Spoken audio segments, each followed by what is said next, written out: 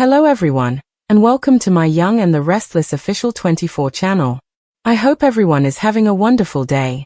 Before we begin, please hit the subscribe button and give this video a thumbs up.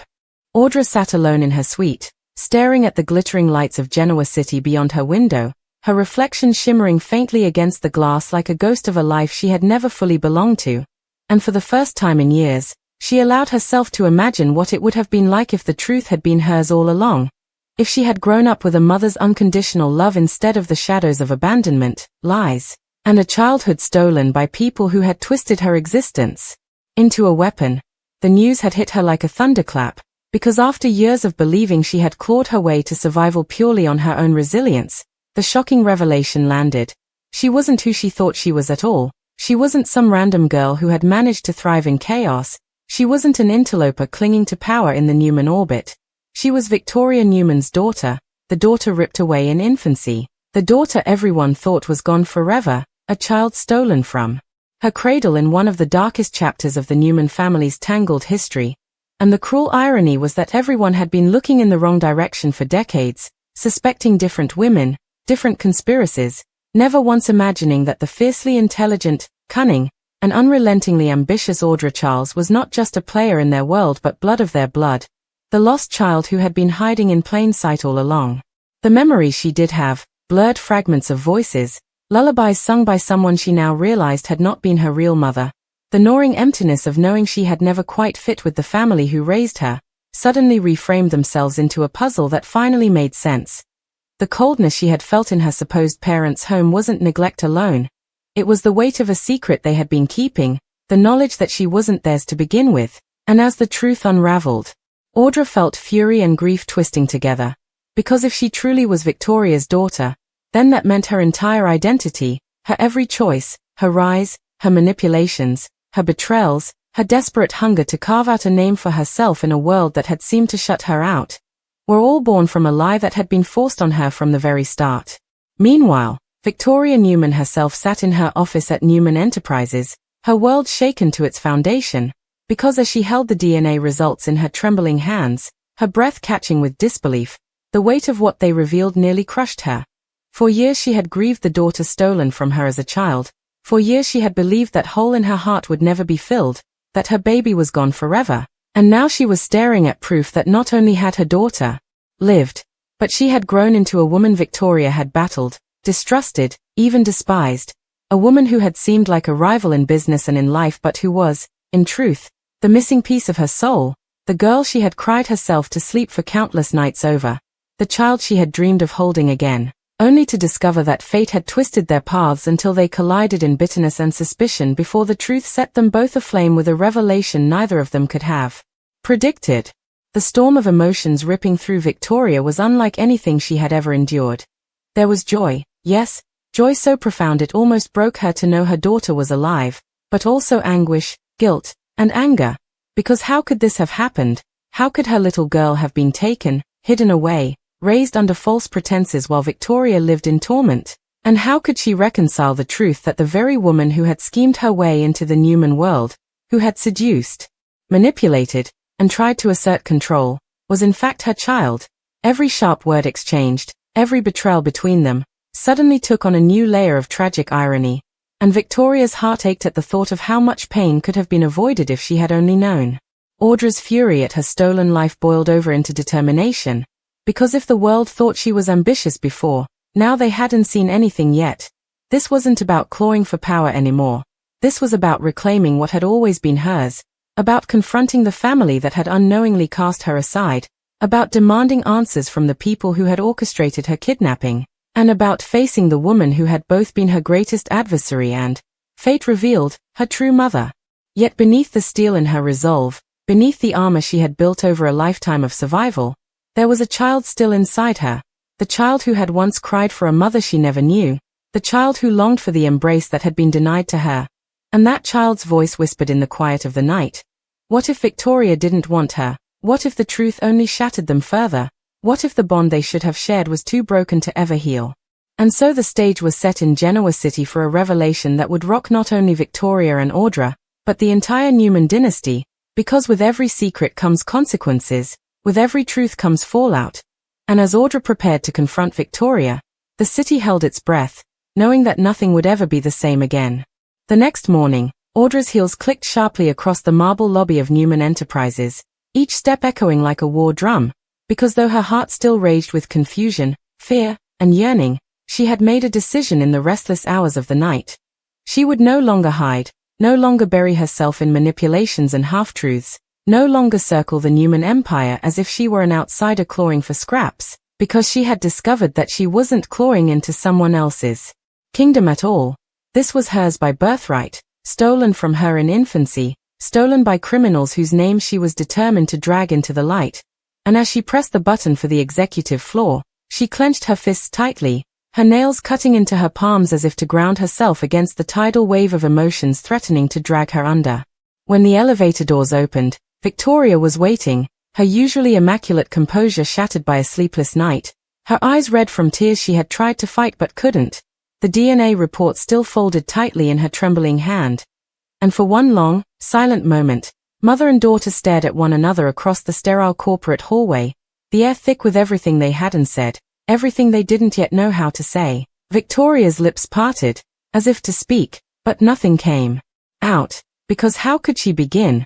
How could she look at the young woman she had treated as a rival, as a manipulator, as someone to watch with suspicion, and suddenly see her not as a threat but as the baby she had once sung to sleep, the baby whose tiny fingers she had kissed, the baby who had been ripped from her arms by a darkness she could never forget? Audra's chest rose and fell rapidly, because though she had rehearsed this confrontation in her head 100 times since the truth came out, none of those imagined scenarios prepared her for the reality of standing before Victoria Newman and knowing that the blood in their veins tied them together forever.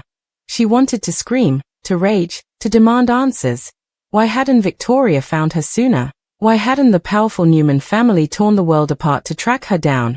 But another part of her, the child within, wanted only to collapse into Victoria's arms, to be held, to be told it was going to be all right, to hear the word daughter spoken with love, not accusation. Instead, what emerged was sharp and jagged, because Audra had never known how to lead with vulnerability. So it's true. You knew, didn't you?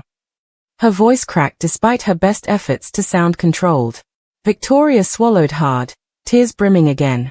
The tests came back yesterday. There's no denying it. You are my daughter, my baby who was stolen from me all those years ago. The words should have been comforting, but they pierced Audra like shards of glass, because though the confirmation gave her the truth she craved, it also unleashed the fury she had bottled up for a lifetime. And yet, she spat bitterly, I grew up alone.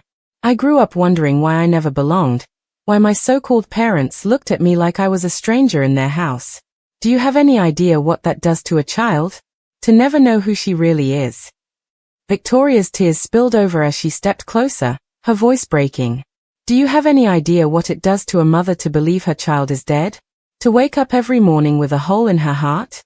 To cry herself to sleep for years, imagining her baby's face, her laugh, her life that was stolen. Their pain collided, mother and daughter's grief twisting together into something too big to contain. And yet it was Victor Newman who appeared in the doorway at that moment, his powerful presence commanding attention even in the midst of their anguish. The patriarch's jaw was set, his eyes hard yet glimmering with something unspoken, because Victor had lived through the kidnapping too, had watched his daughter suffer, had felt powerless for one of the few times in his legendary life, and now, seeing Audra standing there, realizing the enemy he had sparred with in business was actually his flesh and blood, his granddaughter, stirred emotions so complex he hardly recognized them. Enough, Victor said quietly, though the weight in his tone silenced them both. We will get answers. Whoever did this to our family will pay. Audra's gaze snapped to him, and for the first time she didn't see the formidable corporate titan everyone else bowed to. She saw her grandfather, though the word caught in her throat like a foreign language. And what about me? She demanded. What do I get besides 30 years of stolen life? You think a few apologies will erase everything? You think I can just walk into this family and pretend like I wasn't treated as an enemy by all of you? Victor's eyes softened, just barely, the crack in his armor visible only to those closest to him. No apology could ever erase it. But you are family, Audra. That changes everything.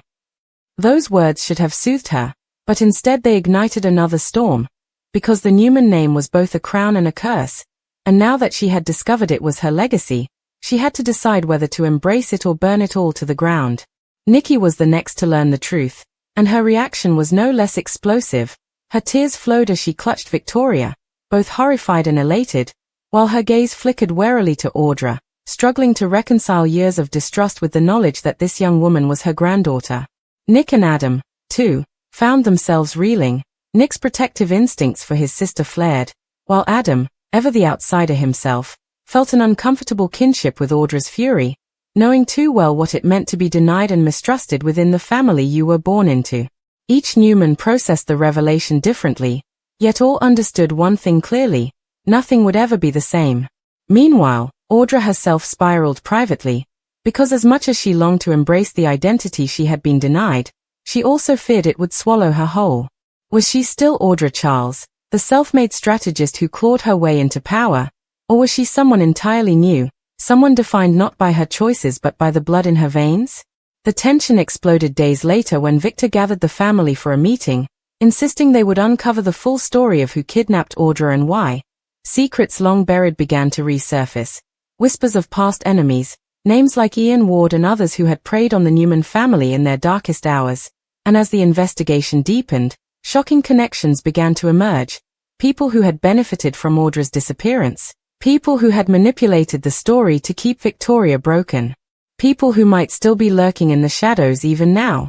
But in the midst of the chaos, something unexpected happened. Victoria and Audra, though clashing at every turn, began to find moments of recognition in each other. The same sharp intellect, the same fire in their tempers, the same resilience that had carried them through impossible battles. For Victoria, every glimpse of herself in Audra was a bittersweet gift. For Audra, every glimpse of her mother in her own reflection was a reminder of the bond she wanted desperately to believe in but feared was already too fractured to mend. Nights found Audra wandering alone, staring at the city skyline, grappling with who she truly was, while Victoria paced her home, wondering how to reach her daughter without pushing her further away. And as the weeks unfolded, Genoa city itself seemed to buzz with the revelation. The whispers in society circles, the shockwaves through corporate boardrooms, the endless speculation about what this meant for Newman Enterprises' future. Because this wasn't just a personal story, it was a seismic shift in power, and everyone from Jack Abbott to Phyllis Summers to the restless employees of Newman Media understood that Audra's identity as Victoria's daughter changed the balance of everything. Would Audra step fully into her role as a Newman, embracing the family and their empire? Or would she wield her newfound identity as a weapon against them all, punishing them for the life she had been denied? The answer remained unclear even to Audra herself, because every day was a battle between her fury and her longing, her bitterness and her hope. And though Victoria prayed endlessly for reconciliation, for the chance to truly be a mother to her daughter at last, she knew that only time, and truth, would decide whether love or anger would win in the end. But the truth, as devastating as it already was, turned out to be only the beginning, because the revelation that Audra was Victoria's kidnapped daughter didn't just unravel a long-buried family tragedy. It opened a Pandora's box of betrayals, cover-ups, and enemies long thought vanquished. And as the days turned into weeks, the walls around Genoa city seemed to reverberate with the force of the storm. Victoria tried to mend the fragile bridge between her and her daughter, often showing up unannounced at Audra's suite, her voice quivering as she offered dinners, late-night conversations. Even the chance to walk together through Chancellor Park like a mother and daughter should have been able to do all along. But each gesture was met with Audra's cautious defiance, her arms crossed, her words sharp, because she didn't know how to let herself soften, didn't know if she could allow the woman she had resented and battled to suddenly become her mother. And though her heart ached for the connection, her pride and her anger forced her to keep walls in place. Still, there were cracks, moments when Victoria caught Audra's eyes softening, moments when Audra almost allowed the child within her to break through and whisper the word mom, only to swallow it back with bitterness. And while Victoria struggled with this fragile balancing act, Victor Newman made it clear to everyone that this was no longer just a family matter. It was war, because someone had kidnapped his granddaughter, someone had stolen her away and destroyed decades of their lives, and Victor's fury, though contained beneath his legendary calm, began to manifest in secret investigations, private meetings with men who owed him favors, and late-night calls that reminded everyone why the name Victor Newman was enough to strike fear into both allies and enemies. Adam, watching from the sidelines, was torn in his own way, because as the Newman child who had always lived as an outsider, who had spent his life fighting for legitimacy in a family that sometimes rejected him, he understood Audra's anger better than anyone. Yet he also recognized that Audra's presence threatened to unbalance the empire in ways that could either play to his advantage or ruin them all. Nick, protective to his core, hovered around Victoria and watched Audra with wary eyes, never quite able to trust her intentions, because in his mind Audra had been ruthless long before this truth came out, and blood ties weren't enough to erase the damage she had done. Nikki, still shaken to her core, tried to be the voice of peace, often pulling Victoria aside and urging her to be patient, reminding her that love could take root even in fractured soil if it was given time. Though Nikki herself had nights where she sat alone in her living room, staring at old photos of Victoria as a baby, mourning all the years she should have been able to watch Audra grow. The birthdays missed, the scraped knees never kissed better, the graduations never attended. Meanwhile, the city itself buzzed with gossip. Jack Abbott confided in Ashley that he didn't know what to make of it all. Phyllis Summers smirked over coffee that Newman drama always outdid anything else in town. And Sharon Rosales, with her quiet compassion, wondered if perhaps Audra needed someone outside the Newman power struggle to help guide her toward healing. But for Audra, healing was the last thing on her mind, because when she wasn't sparring with Victoria or enduring the wary gazes of the Newmans, she was digging, determined to uncover the names of the people who had stolen her life. And the deeper she dug, the more chilling the truths became.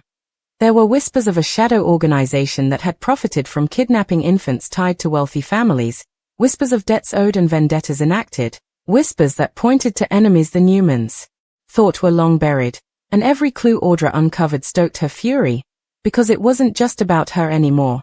It was about the countless stolen lives, the children raised in lies, the families shattered beyond repair. Yet even as she threw herself into her quest for answers, Audra began to notice something gnawing at her, something she couldn't quite suppress. The way Victoria's eyes glistened when she looked at her, the way Victor's tone softened just slightly when addressing her, the way Nikki fussed with her like a grandmother who couldn't help but care despite the chaos. And in those fleeting glimpses of belonging, Audra felt the weight of choice pressing down on her. Was she going to let anger define her forever? Or was she going to risk her pride for the chance at family, for the chance at love?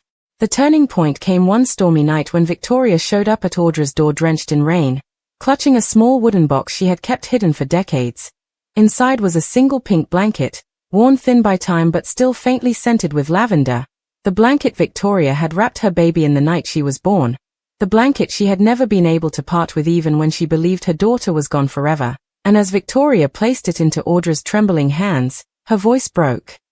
"This was yours. I've kept it all these years. I prayed every night I would be able to give it back to you someday." Audra's breath caught as she traced the fabric with her fingers, memories she shouldn't have been flickering at the edges of her mind, the faintest echo of warmth, and for the first time she allowed herself to cry, not the polished tears of manipulation, not the quiet anger of a strategist, but the raw, unfiltered sobs of a child who had been lost too long. Victoria pulled her into her arms, and though Audra resisted at first, her body stiff and trembling, she eventually melted, clutching the blanket between them as if it could bridge the gulf of decades.